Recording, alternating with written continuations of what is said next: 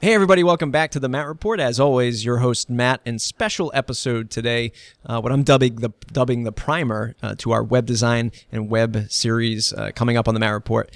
And this is a blog post that I did called "How to Reverse Engineer Your Competition in 10 Minutes." And what I did is I picked somebody who I'm extremely competitive with, not just in themes, but in beards, right? Beards and flannel wearing t-shirts. Meet Nate Wright. Nate, welcome to the program. Hi. This is our second go round because the first go round of this I forgot to hit record, and we're going to do it right this time. So thanks for taking the time and coming back. As everyone knows, this is the WordPress podcast for digital business owners. If you're running a business on WordPress, this is the place for you. Stay in touch, mattreport.com/subscribe. And like I said, the story arc coming up for this season is all about web design and web redesign. And what I do when I'm going into a project is I do some research, and that is the genesis of this discussion.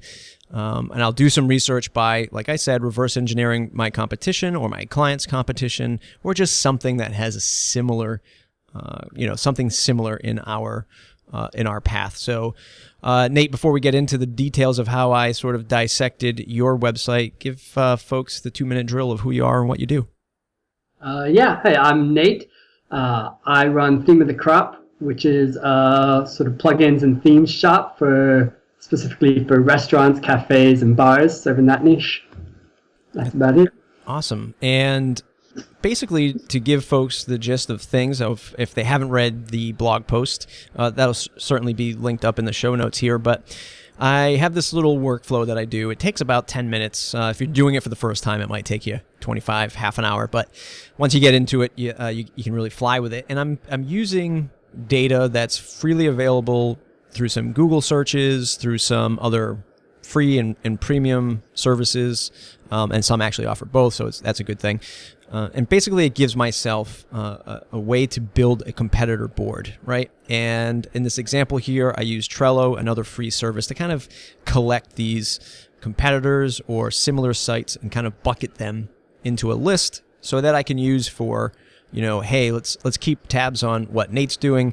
And let's maybe kind of look at his marketing plan compared to our marketing plan, and how can we find these little advantages. It's not about, it's not any black hat SEO tactics going on here. This is stuff that's just freely available and saying, hey, what is my competitor doing? And let's kind of find the different areas that we can compete in. So step one was just Googling the basics, right? And going and just Googling theme of the crop and kind of coming up and finding the different social profiles, right?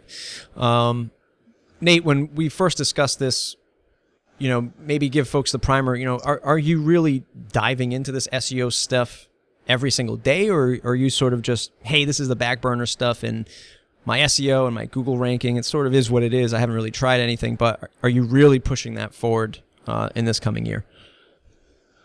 In the coming year, I plan to sort of redo my website and put a greater emphasis on that sort of stuff. Mm-hmm. At the moment, I wouldn't say there's a huge emphasis. Particularly, I think there's loads I could do better about, the individual theme and plugin pages, mm-hmm. And getting them to rank better. The only place where I really put a lot of energy into SEO on my site is in the content marketing I do. Mm-hmm. And even then, I feel like a novice. I don't really know, the hardcore sort of, I know exactly what I'm aiming for. I mostly just kind of pick out, phrases. I will do a little bit of keyword research, but I'll mostly just pick out sort of phrases where I think, this is something somebody might search for. And then I'll try and make sure that that's in the right tags in the right places, Sure. I think when we originally did this episode, we talked about if you had done any sort of basic Google searches for your competition, especially in the WordPress restaurant theme space or plugin space. Did you do any basic Google searches like I have outlined in step one, or did you just sort of launch and, hey, we'll see what we get as we go? I mean, I definitely launched and said, we'll see what we get as we go. I launched very much that way. I even launched before I had a full payment system up. I started just with a quick Shopify thing, and then a couple weeks later, when I got my stuff, my like own payment system set up, I launched with that and everything. But yeah, I would say over the 6 months that followed, I started to sort of look into what else was out there, and that sort of thing. But it definitely wasn't anything organized or guided like you're doing. Sure. In many ways, it was just kind of figuring out what the landscape looked like. You know, and you know, there aren't really any specific direct competitors where I did like where I actually looked into in detail like you've done, because there aren't any other shops that are doing sort of exactly what I'm doing. Yeah. You know, to be frank, my only real direct competitor is in that last column that you put up. You know, the people I'll never beat, and that's Theme Forest.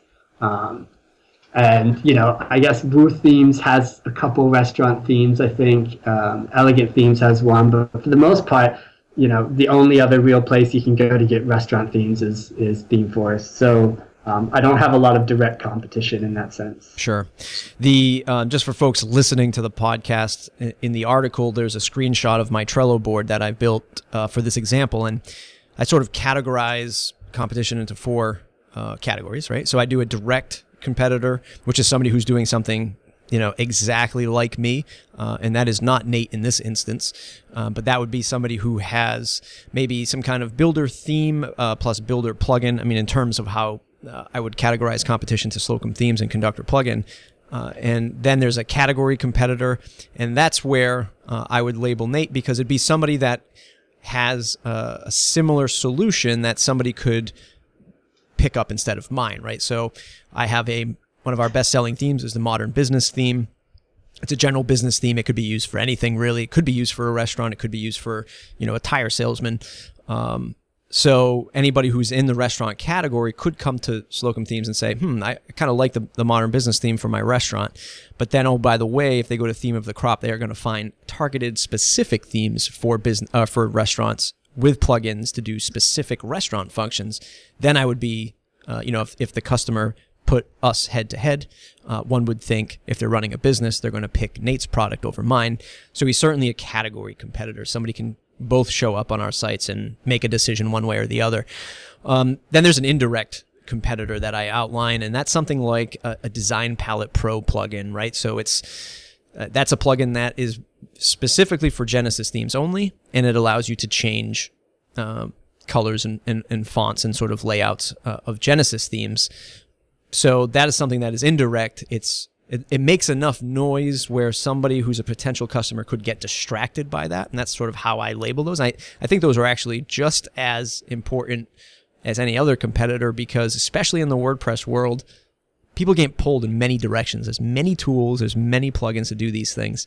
And if you come to my site and then all of a sudden, what's this shiny object called Design Palette Pro? And then then you're off over there, and then you're finding some theme that's supported by Design Palette Pro, and you don't end up buying from me. So that's an indirect competitor. And then there's a 4th column that I sort of made up. It's called the Apple category, right? These are the apples of the world that you'll be very hard pressed to compete with. And in Nate's space and my space, that's the Theme Forest, that's the Studio Press, that's the Woo Themes. Those are the big boys that not only have they been here for ages, they have market share in revenue that we would be not able to compete with right out of the gate. But certainly something you can have for a long-term goal. There's nothing to say you can't go up against them and compete against them. It's just going to be much more difficult. So by the way, focus on the people and the areas that you can accomplish things in the beginning. Okay, back to Google. Step 1 for me is I search. I just do a quick Google search. The little tip I do is I set the site. I set the show results to 100, and I typically do this in a incognito browser, so there's no like cookies or any kind of social graph that's going to influence my search results. So I'll set it to 100. I'll have a nice big list of 100 links, and I'll see where these folks are, right? So I'll see where Nate's Twitter profile is. I'll see where Nate's website is, of course. I'll see where other articles are being posted, and that's one of the ones I want to talk about and I think we're going to get to it later on, but one of the links, one of the ideas in this is I want to find good press. I want to find press that my competitor might have. And Nate, you've been featured on a lot of theme review sites for your themes. Was that something that you set out to do, or did they pick you up along the way? Did you knock on doors and say, hey, review my theme? What was that scenario like for you? Definitely knocking on doors. I mean, nothing came to me. Sure. Except maybe like in the last month, I feel like my plugins have had a bit of a higher profile, the sort of free restaurant-related plugins I released on the .org repository. But in terms of my themes, no. I mean, it's been entirely, I think the first one which you highlighted in your initial sort of takedown thing, that was an affiliate marketer who, he was just he was experimenting with new ways of driving traffic and affiliate commissions. So he did a review of my theme, which turned out quite useful for me. Then some other places like Theme Friendly, which is run by Alex Mansfield, I think. Like that's a place where you actually had to submit your theme to get it sort of reviewed in his code review and stuff like that. So definitely, it all comes from sort of going around and banging on people's doors and saying, hey, look at me. In fact, for quite a long time, actually, I would just, every time I saw, and I would go back, a couple of years too, every time I'd see a post, it was like best plugins for restaurants. I'd be contacting the person or I'd be commenting on it or something just to sort of say, hey, I'm out here too, Yeah, absolutely. And one of the things I was just looking at the list over at themefriendly.com. Definitely check that out. So one of the things that we're doing here is this is just the initial ground setting. And when you do the Google search, it does sound obvious, but you spend some time and you actually start looking at the links that Google is indexed, and you're gonna kind of get a feel for, how much content this person has, how many, like I said, press releases are out there for this person, how many backlinks to reviews and other areas where their products are become available, and you really start to look at those links and start to categorize them, which brings us into step 2. I'm doing a Google site index search, right? And that's simply going to google.com, typing in site : and then the domain name of your competitor. And that will show us all of the links that Google has indexed, right? And for me, it's about that number. So am I seeing, 57 pages indexed, or am I seeing 5,700 pages indexed? And that's the real quick identifier for me that says, whoa, this person might have a ton of content about restaurants. How would I ever compete against that? Do I want to compete against this, right?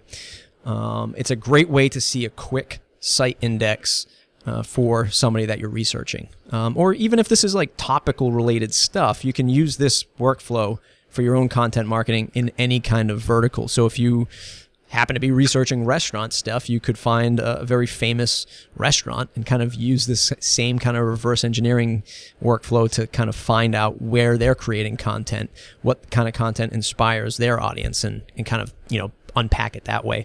So let's talk about that real quick and the content that you're writing for Theme of the Crop. How did that change, or how has that changed from the beginning till now? In terms of the type of content that you were creating, like what was working for you then that's no longer working for you now, and how are you kind of righting that ship? Well, content marketing, I sort of stumbled into, I was basically just doing press releases, nothing else, new versions, that sort of thing. And I kept, none of my themes at the moment support a system for online ordering, not WooCommerce or anything like that. And I kept getting emails about that, like, oh, does your theme support it? And I just kept answering it. And so eventually I just said, oh, I'm going to write a post, it's going to answer it, and then when I get the support request, I can just send a link to the post. And I wrote that up, and that just turned into like a massive traffic generator for me, purely by accident. And even now, I think it accounts for something like maybe a quarter of my search engine traffic. And so seeing that success, I was like, oh, content marketing, it's the thing. So I started doing, just really focusing on a few different types of content. One is the sort of like where I'm trying to pull in vaguely relevant hits. And so that'll be stuff where I'll talk about things that can be useful for restaurants in WordPress, like Yelp WordPress plugins, or how to get TripAdvisor widgets on your site to show off reviews, kind of stuff that I think people will be searching for if they might also be searching for restaurant-related stuff. And nothing's been even remotely as successful as that sort of online orders post that I did originally, but it's definitely picking up over time, and it is starting to generate some meaningful traffic. Sure. Then, I was just going to say it's one of those things, as you've learned and I've learned, that it's it's 1 out of every 10, 1 out of every 20 that finally sparks the massive traffic rush, and it's like, man, you weren't even thinking about that. Like, you didn't even expect this one to really work, but all of a sudden it did. It's crazy. Yeah, I did one a few months ago where I thought, this is like the big one. This will bring in tons of stuff, and I don't even think it got retweeted by anybody. Do you remember which topic that was? It's my big one about like how to get a good restaurant website on any budget. So I go from like you have no money to you have a little bit of money to you have a lot of money in a little time, or a little money in a lot of time. Mm-hmm. I really broke it down quite good, but nobody seemed to pick it up. So I guess that's. What do you think? What do you think the reason is for that? Let's kind of unpack this scenario, because I think a lot of WordPress folks kind of struggle with this. Or I mean, really, any kind of business struggles with this, is because they're creating content for an audience that's just not there. I'm guilty of it. I mean, again, same thing. Like 70% of my content, it's like sometimes I'm like, who did I even write this for, or why did I create this video? Like, the person who I need to see this is not even following me. I don't know how to reach them yet. So is it because you've created a piece of content that busy restaurant owners just can't find, and they're just not there, and your main audience are more technical designer developers types? Like, what do you think the reason is? I think it's a good question. I mean, what I would say is that it's hard for me because I do work at such a low volume that I am very subject to like whim. Mm-hmm. Like sometimes I think my tweets land in front of the right eyeballs and they get retweeted, and sometimes they don't. I feel like there's a lot of randomness in there. Sure. Which is also why, as you mentioned earlier, it's kind of the sort of thing you just have to keep banging on about, because sometimes you're going to win and sometimes you're not. But I definitely think there's also a component especially with that article of, I tried to write something that was kind of would catch everybody. And so probably I ended up catching nobody. Right. Because I tried to sort of say, no matter what your position is, I'll give you advice on sort of what's the best approach. Yeah. And my guess is that, like nobody's looking for, what will they say in any position? They're looking for like what to do in my position, right? Right. Right. That's just my guess, I mean, who knows why at the end of the day, but yeah, it must not have spoken to the right people. But I also think you're right about sort of that distinction between restaurant managers and designers, developers. The theme marketplace is heavily like small agencies and freelancers who are in the business of looking for something they already know they want. Yeah. So that approach I took of saying, here's how to help you get something you might not know you want, might not actually generate that much traffic. Yeah, I think another good example for somebody who may even be in a similar situation to you, like exactly in the same field, like restaurants, I'd imagine a former guest of the Matt Report, Pat Flynn, who's very well known in sort of the self-branded internet marketing world, even though I hate to say internet marketing world. I know he has a course, and he might even have an app specifically geared towards food truck services, right? Mm-hmm. So I would even say that maybe drilling down, like restaurants is a huge vertical. It's a huge market. And if you can drill it down to food trucks, it's tightening that funnel. And then I guess if you could even tighten that funnel even more and say like food trucks in California, or, food trucks, in some, touristy spot where there's going to be a lot of food truck services like universities and things like that, maybe focusing in on that kind of niche is something that's a benefit. Yeah. You just have to be prepared for, looking at that market and saying, what's the overall market cap to this? If I focused on just food trucks in California, how far could I take this? That kind of thing. Yeah. The next part, step 3, what I like to do is once I get a feel for the content, I see the links that are out there. I want to understand how I can compete on a speed level, right? How fast, this is like a real technical level. How fast are these pages being indexed? How fast does Google see these pages loading? And how fast does the customer experience their website? Because the faster, the better, right? Especially in today's world of SEO, it's getting harder and harder to compete. And one of the factors that Google wants to see, and our users, they want to see fast page load speeds, especially with the rise of mobile. If you're on, a 4G network or something like that, maybe it's not LTE. Sometimes things can be fairly slow, and your users are just going to bounce off the page. But you did a phenomenal job here. All A's, according to my screenshot here, using web page test. There's a bunch of tools that you can use. Pingdom has a great tool. GT Metrics has a great tool. I like to use web page test because I just like the pretty waterfall graphic that it spits out, and it allows me to kind of see how many images are loading and that kind of thing. So you did really well. Was that intentional? Even though I know the answer to this, but was that intentional? Unpack that one for us. Yeah, no, we had a good laugh about this one last time because I actually think my site's really unoptimized, at least in terms of its asset load and stuff, and that means like the CSS and JavaScript and image files on it. I'm definitely guilty of that sort of like I put all the effort into products and none into my own.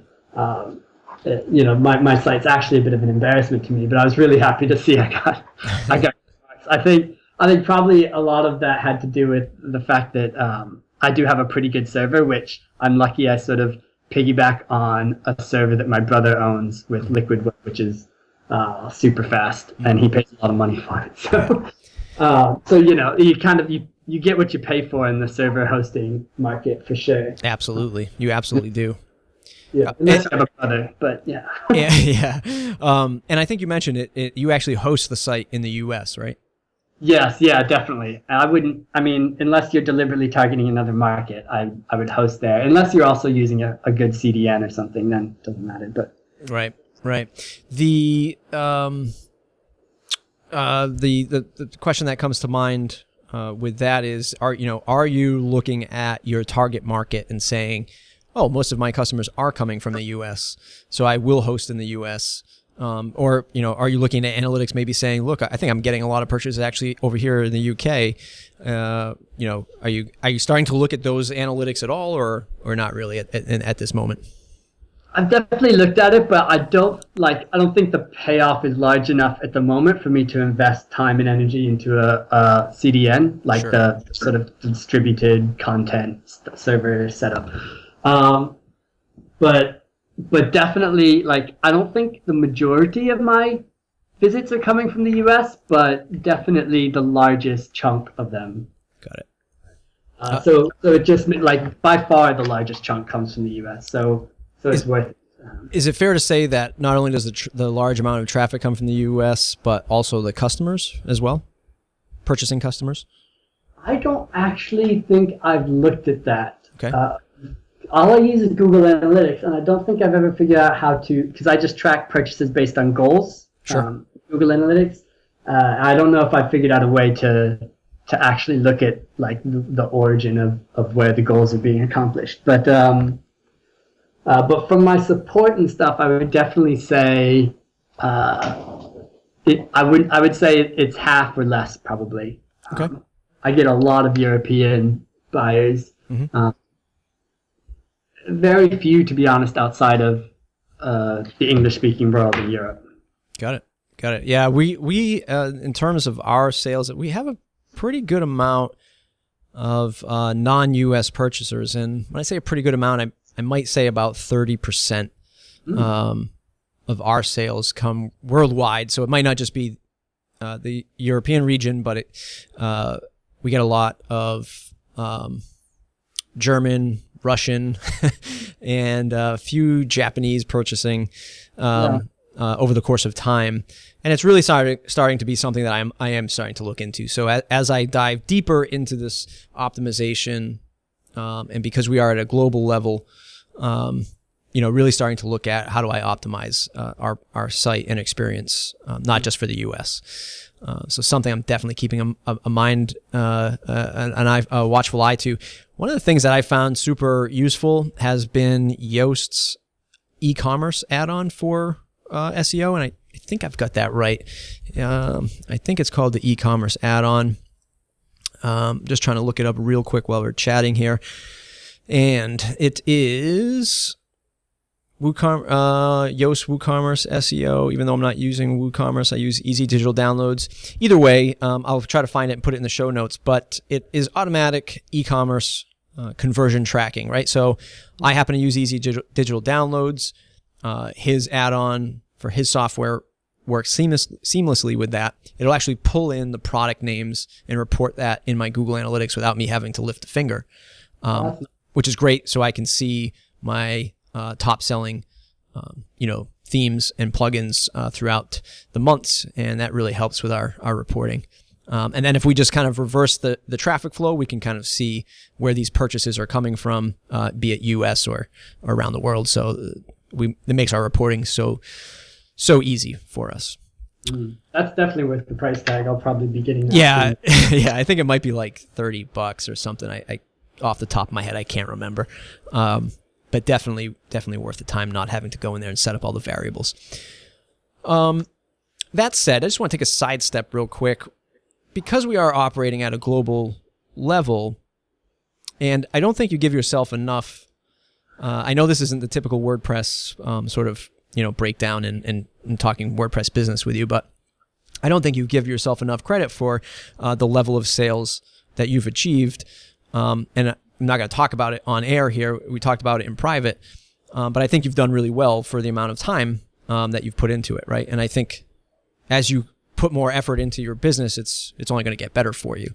And I think that a lot of this stuff has to do with folks who are thinking about launching a business and they're like, oh boy, how am I ever going to compete against the theme forests and the studio presses of the world? How am I going to compete against Nate? I've got a great restaurant theme. What am I going to do when I see Theme of the Crop out there, kicking ass and taking names? How am I supposed to compete? And I think for those of us who actually just show up and do the work, you're not going to be, the overnight success, but I think getting the ball rolling now is 100 times better than not, right? It sounds so obvious, but so many of us spin our wheels because we're afraid. We don't know if we should take the leap. But then by the time you do take the leap and you start to see success, you're like, man, if I started 3 years ago, it would have been so much better. Yeah. Well, I mean, I was very much the same way. I was a perfectionist and everything had to be perfect before I did, like anything went public. But then when I worked as a news journalist, like you have to go public at 5 to 6 p.m. every single night. So you sort of get over that sort of need for everything to be perfect, because obviously nothing's going to be perfect by 5 or 6 every night. And that really helped me sort of say, okay, I'm going to put out the best product I can in a reasonable time frame, and then I'm just going to iterate, and we'll see what happens. Yeah. Absolutely. So, I mean, and that's a story, and I know, again, we talked off air about that, but that's another story I want to get from you at some point, because I think it's just fascinating.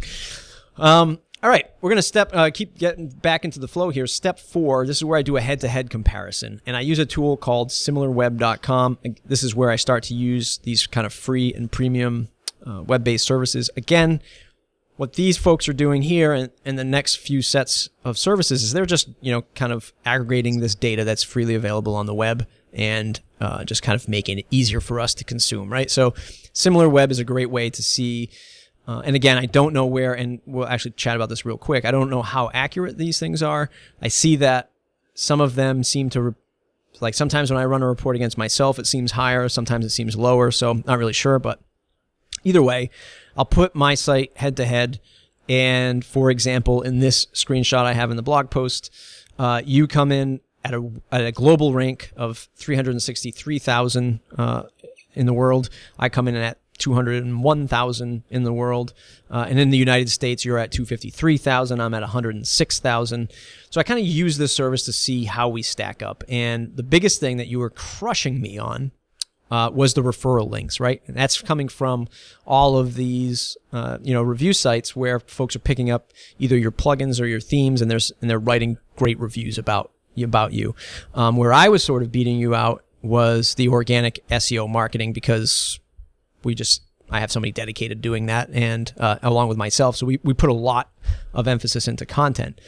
So let's unpack this real quick, and we kind of already mentioned it before. Did you, back to like knocking on doors and writing reviews, is anything else that you've learned from that process, or even seeing this report head to head, like how that meant to you, and like, was it accurate? Was it something new to you? Let's unpack that one real quick. Yeah. We talked about this briefly. It's hard to know what they're including in their traffic. Sure. So if they include like all of my theme demos and stuff, maybe it is fairly accurate. But otherwise, it seems high for me. Mm-hmm. But yeah, it's definitely completely accurate in terms of the distribution of referral and SEO. Mm-hmm. And a lot of that referral comes through the affiliate marketing, which was an absolute lifeline early on in the business when I had no search engine traffic, no awareness. Probably these sites wouldn't have even been able to find me, to rank me. So in that sense, both the free plugins and the affiliate marketing has turned referral traffic into a big source of traffic and sales for me. Yeah. The SEO stuff, like I said, like that one hit early on, but other than that, like it's been growing at a kind of like I think I need a screen that's not quite as wide so that it makes the graph look like it's going.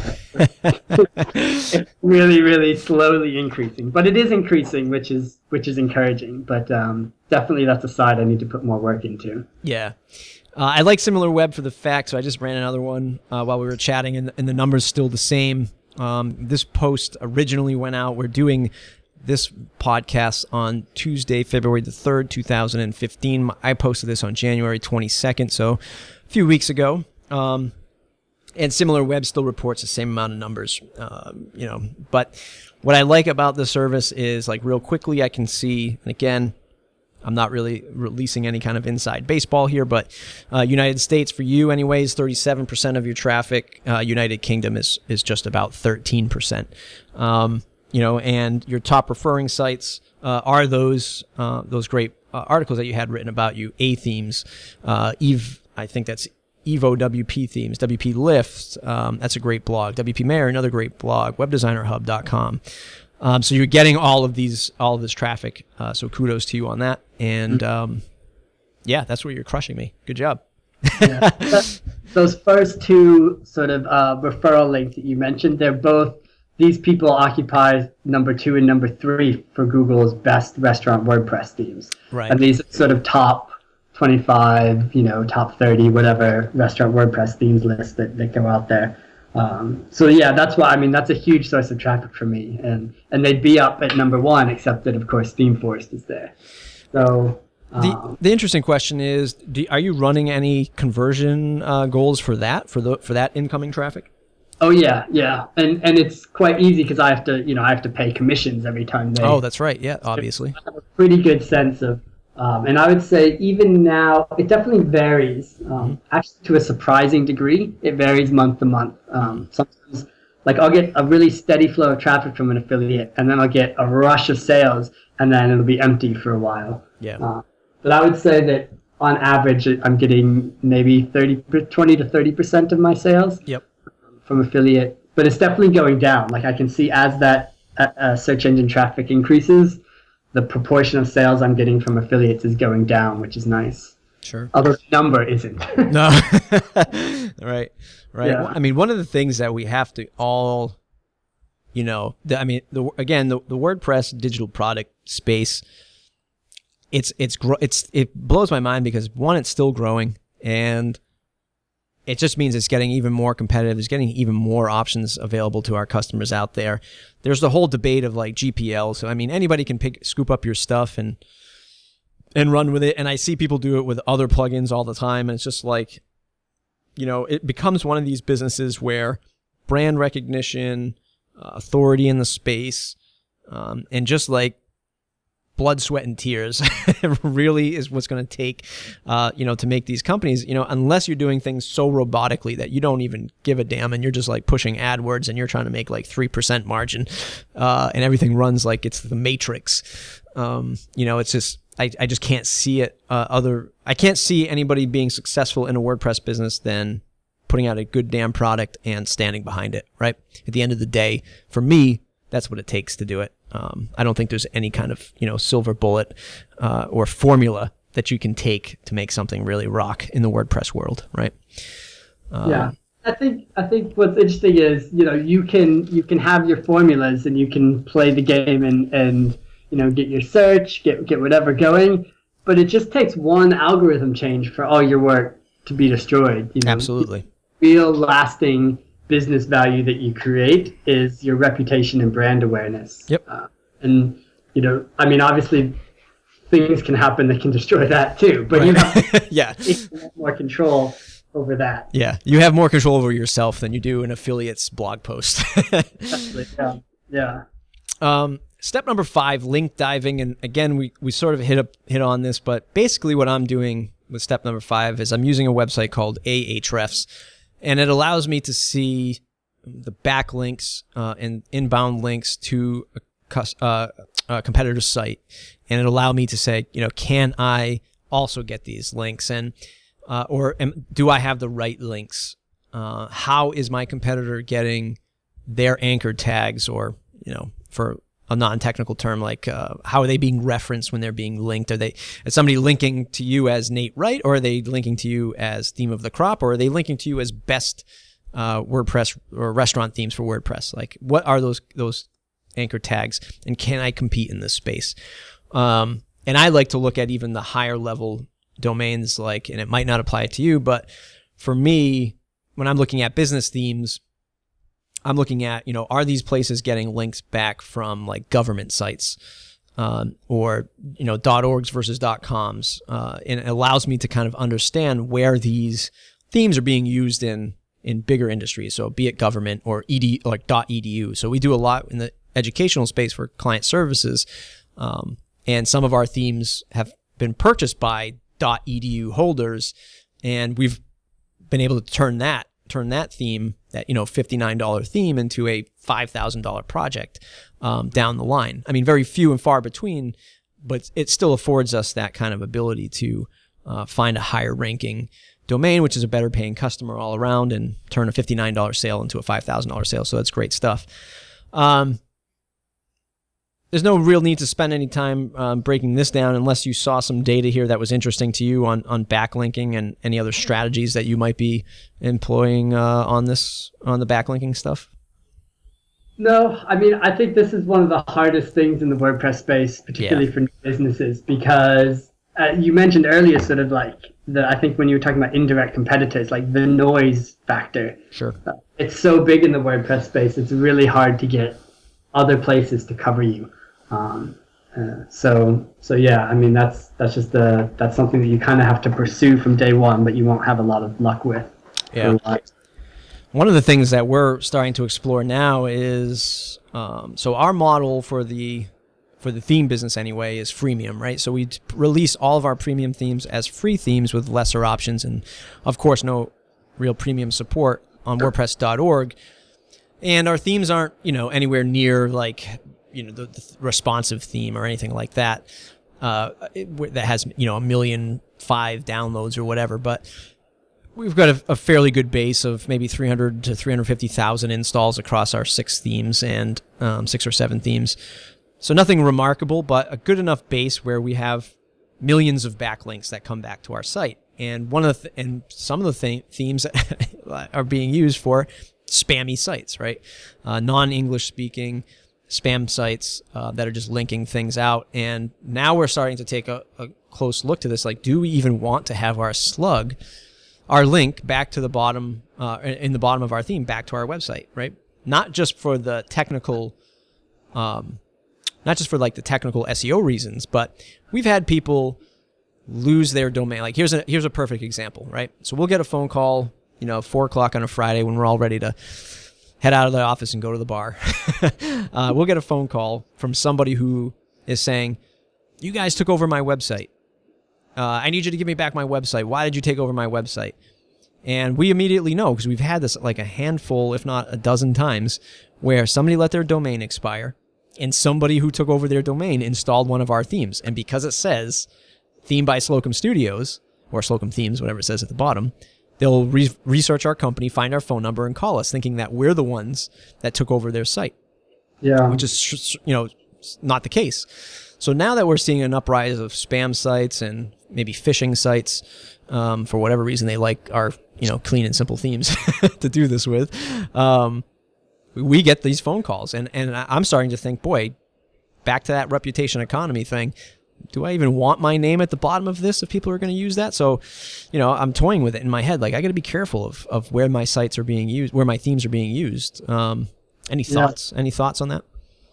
What I thought that Google had made a change a while ago whereby you could be penalized. There was that article about negative SEO. Right. I can't remember who did it. But, if Google decides that your link is on a whole bunch of completely irrelevant sites, they might determine them to be spammy and therefore sort of negatively rank you. Right. I worked for a while for my brother who had a site that had loads of comment spam on it. We're talking back to like maybe even before the 2000s, Wow. like really old.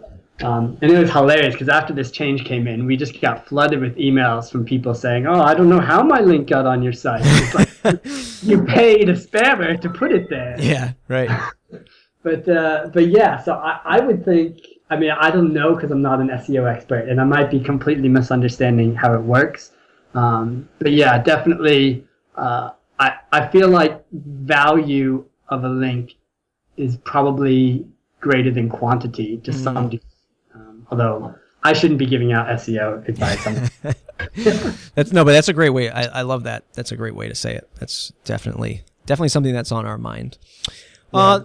I managed to get a link to my site from CSS Tricks, which if you're not a developer, you might not know it, but it's a pretty massive it is site for front-end developers. So I feel like I put a mark in Google Analytics, and I feel like I could see quite a sudden increase in search engine traffic. So I feel like high-ranking sites are so valuable that's almost worth chasing more than a whole bunch of low-ranking sites. Yeah, absolutely. The last of the mix that I use, step number 6, is I use a site real quick called buzzsumo.com, and it's probably the most aggressive of, you have to pay to see a lot of the data, because I think it might only share 3 or 4 free results. But BuzzSumo is a great way to kind of see where your competitor's content is being shared the most, and if not, see the most shared piece of content, right? And your most shared piece of content was the announcement of a new theme, and that allows me to kind of see, where my competitors stand on sharing content, their social, their social recognition, their emphasis on social, and allows me to see what that top shared content is, right? What did their audience see the most of? And you and I had spoken about this in the previous non-recorded version. Was the social element was something that you were hoping to dig your heels into this year. Still the same kind of strategy for you since we last talked?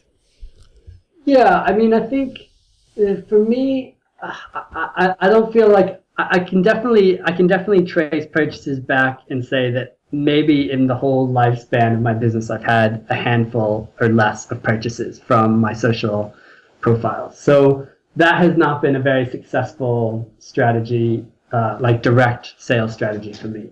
But I think especially Twitter has been incredibly important for networking with the wider WordPress community. And there's loads of room for overall brand awareness and stuff to happen on that front. That's how I met you, for instance. Sure.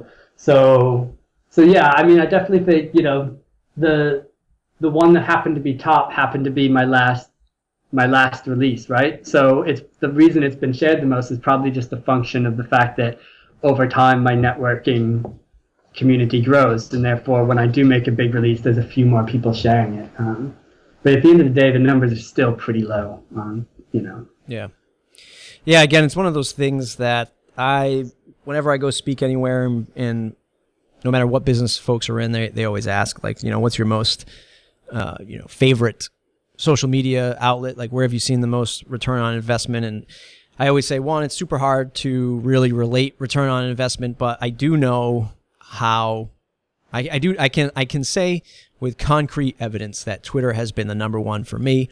And I'm sure a lot of us in the WordPress space or the digital space in general, like I can count, probably $200,000 worth of business, of client services business, within the last couple of years, just from connections that I've made on Twitter, and stuff that wasn't in person. It was a friend of a friend or somebody that I was really, I know of at least $50,000 worth of business from clients that I was on a similar webinar with, and we were just tweeting the same hashtag, and we just had a little back and forth, and then like a week later somebody was like, hey, you were that WordPress guy that I talked to on that webinar. Have you ever seen this problem before or whatever? And yeah, sure, shoot me a link, I'll take a look at it. And the evergreen effect of finally selling that person on custom services, and then them referring somebody else to me for custom services. And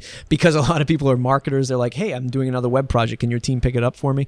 I have concrete evidence that Twitter has been the number one best for the ROI, right? In my case, for social. And I still continue to invest in Twitter no matter what the stock says. No matter how much I'm losing in the stock, it's still the number one business gain for me. I think probably to some degree, your most successful one will be the one in which you engage most directly and regularly with people. True, very true. Because at the end of the day, it all comes, like, the reason that guy approached you is because you were approachable. And that was because he'd had a chat with you about something completely unrelated, or at least somewhat unrelated to the problem he had. And I think that's a big part of it is, it's a good place where you can sort of develop relationships with people that can have later monetary gains or impact. Yeah, absolutely. Absolutely. And there it is, folks, in 6 simple steps, which took about 45 minutes to discuss. It can really be done in about 10 minutes once you're doing it on your own. It's just a quick, easy way to reverse engineer either your competitor, or you're doing market research for your own customer, doing marketing research for some kind of content marketing agenda that you have. And by sort of funneling all this into my concept of a competitor board, it's a great way to keep tabs on the market. And you can go back, if you have a marketing team or a sales team, you can kind of say, okay, I've got this archive of people that I've researched.